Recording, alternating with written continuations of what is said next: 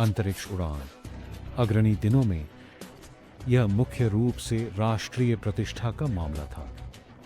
तकनीकी प्रगति पहले होने की इच्छा से प्रेरित अंतरिक्ष की दौड़ के परिणामस्वरूप लॉन्चरों की एक प्रभावशाली संख्या हुई, खासकर जब यह सैन्य टोही और संचार उपग्रहों की बात आई। आज अंतरिक्ष यान में वाणिज्यिक और वैज्ञानिक अनुप्रयोग हावी हैं।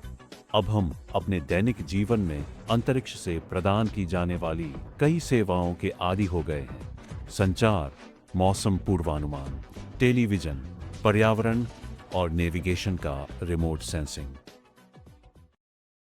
अंतरिक्ष में हमारी गतिविधियों ने निशान पीछे छोड़ दिए हैं। आज तक कुछ 5000 सफल उपग्रह लॉन्च हुए हैं और कुछ कक्षाओं में भीड़-भाड़ होने का खतरा है। वर्तमान में लगभग 17,000 मानव निर्मित वस्तुओं की जमीन से नियमित रूप से निगरानी की जा रही है।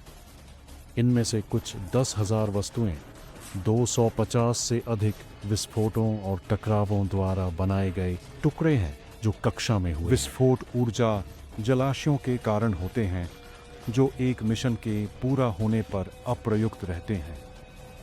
निगरानी की गई वस्तुओं में से केवल 7% कार्यशील उपग्रह हैं। प्रभाव विशेष रूप से कम पृथ्वी कक्षा क्षेत्र में स्पष्ट किया गया है।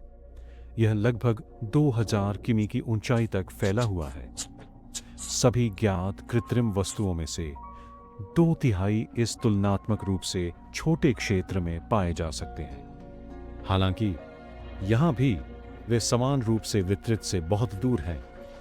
अधिकांश मिशनों के लिए 600 किमी और 1200 किमी ऊंचाई के बीच निकट ध्रुवीय कक्षाओं का उपयोग किया जाता है। इस कारण से सबसे अधिक टकराव जोखिम पृथ्वी के ध्रुवों के आसपास के क्षेत्र में पाया जा सकता है।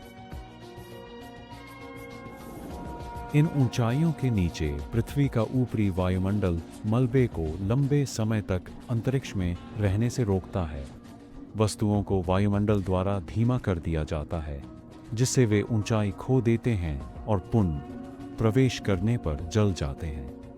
1200 किमी से ऊपर की कक्षाएं पृथ्वी अवलोकन मिशन और संचार अनुप्रयोगों के लिए बहुत दूर हैं, इसलिए उनका उपयोग काफी कम किया जाता है।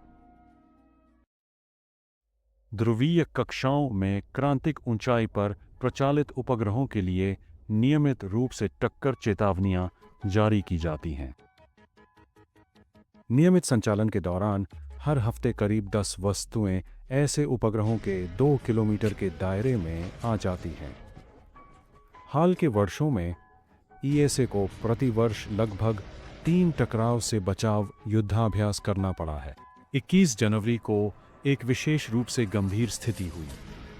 2010 एक अप्रयुक्त रॉकेट ऊपरी चरण के लिए गणना की गई फ्लाई बाय दूरी केवल 50 मीटर थी।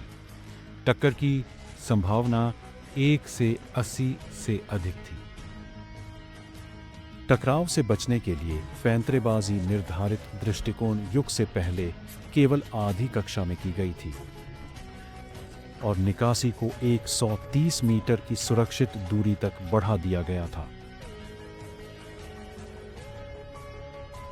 हालांकि अंतरिक्ष में अधिकांश कृत्रिम वस्तुएं अनियंत्रित हैं और उन्हें प्रभावित नहीं किया जा सकता है। इसका मतलब यह है कि इस तरह के टालमटोल युद्धाभ्यास का उपयोग करके अधिकांश टकरावों से बचा नहीं जा सकता है। पृथ्वी की निचली कक्षाओं में पहले ही 4 बड़े टकराव हो चुके हैं। इन टक्करों में सबसे गंभीर टकराव एक इरिडियम उपग्रह और एक निष्क्रिय कॉस्मोस उपग्रह के बीच 10 फरवरी 2009 पर एक उपग्रह लगभग 42,000 किमी प्रति घंटे की सापेक्ष गति से टकराए। इसके परिणामस्वरूप मलबे की अतिरिक्त 2000 वस्तुओं का निर्माण हुआ, जिन्हें अब रडार का उपयोग करके जमीन से ट्रैक किया जा सकता है। धन्यवाद।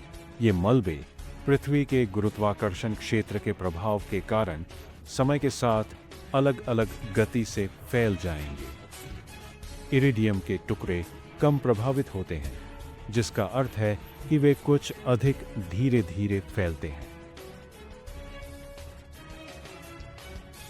मलबे के इस कॉम्पैक्ट बादल के परिणामस्वरूप नियमित रूप से इस ऊंचाई पर काम करने वाले उपग्रहों के लिए टकराव का उच्च जोखिम होता है।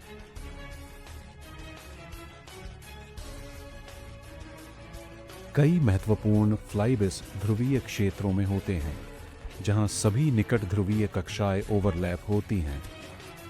यह वह जगह भी है जहां इरिडियम और ब्रह्मांड के बीच टकराव हुआ था। इस तरह की टक्कर वर्तमान में हर 5 साल में एक बार होती है। स्पेस फ्लाइट गतिविधियों के कारण कक्षा में जितनी अधिक वस्तुएं जमा होती हैं, उतनी ही बार ऐसे टकराव होने वाले हैं। भविष्य में पहले की घटनाओं के टुकड़ों के साथ अधिक से अधिक टकराव होने वाले हैं। इस टकराव वाले कैस्केडिंग प्रभाव की भविष्यवाणी लगभग 40 साल पहले ही कर दी गई। वस्तुओं की संख्या में घातीय वृद्धि को धीमा करना बेहद मुश्किल है। यदि लॉन्च की वर्तमान संख्या जारी रहती है और कोई जवाबी कार्रवाई नहीं की जाती, टक्कर की दर अंततः वर्तमान की तुलना में 25 गुना होगी। यह महत्वपूर्ण कम पृथ्वी कक्षाओं में अंतरिक्ष उड़ान को लगभग असंभव बना देगा।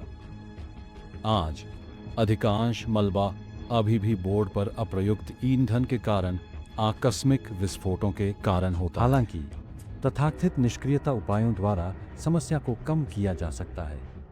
इनमें अप्रयुक्त ईंधन को कम करना, दबाव टैंक को बाहर निकालना और बैटरी बंद करना शामिल है। टकराव को भी रोका जा सकता है यदि उपग्रहों को उनके मिशन के अंत में भारी बार कक्षाओं से हटा दिया जाता है, जबकि वे अभी भी नियंत्रण में हैं। यदि उन्हें 600 किमी से नीचे की ऊंचाई तक लाया जाता है, तो वे पृथ्वी के वायुमंडल में फिर से प्रवेश करने से पहले केवल 25 साल तक अंतरिक्ष में रहेंगे।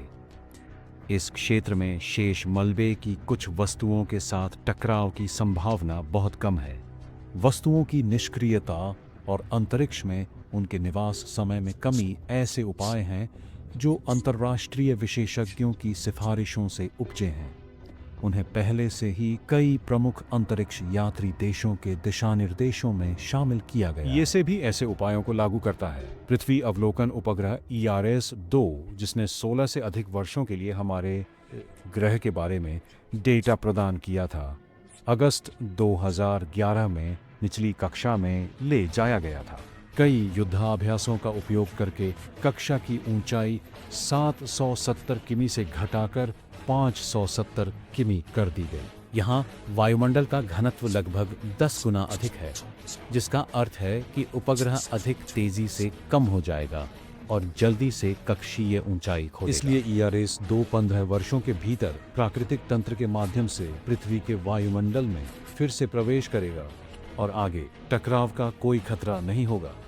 उपग्रह पर शेष ईंधन का अधिकांश उपयोग अतिरिक्त कमी युद्धाभ्यास द्वारा किया गया। अंत में बैटरी काट दी गई और रेडियो संपर्क बंद कर दिया गया। ERS-2 अब पूरी तरह से निष्क्रिय हो गया है और जब तक यह वायुमंडल में फिर से प्रवेश नहीं करता, तब तक शारीरिक रूप से बरकरार रहेगा। अंतरिक्ष मलबे की बढ़ती मात्रा को सीमित करने के लिए इस तरह के उपायों को लगातार और विश्व स्तर पर लागू करने की आवश्यकता है। हालांकि सभी मिशनों के लिए इसे लागू करने से पहले कुछ समय लगने वाला है। दुर्भाग्य से ऐसे उपाय केवल विकास को सीमित कर सकते हैं, लेकिन इसे रोक नहीं सकते हैं। पहले से ही इंक्यूबेट की गई वस्तुएं अभी भी एक जोखिम का प्रतिनिधित्व करती हैं और भविष्य के लॉन्च और टकराव से उनकी संख्या और बढ़ जाए। यहाँ तक कि अगर कोई और लॉन्च नहीं हुआ और अंतरिक्ष मलबे की स्थिति को अपने स्वयं के उपकरणों पर छोड़ दिया गया था, तो सिमुलेशन से पता चला है कि वस्तुओं की संख्या कम नहीं होगी बल्कि बढ़ेगी। यह निवासी वस्तुओं और पूर्व टक्करों के टुकड़ों के बीच कैस्केडिंग टकराव के कारण होता है। यह परिदृश्य इंगित करता है कि कम पृथ्वी की कक्षाओं में वस्तुओं का महत्वपूर्ण घनत्व पहले ही पार हो चुका है।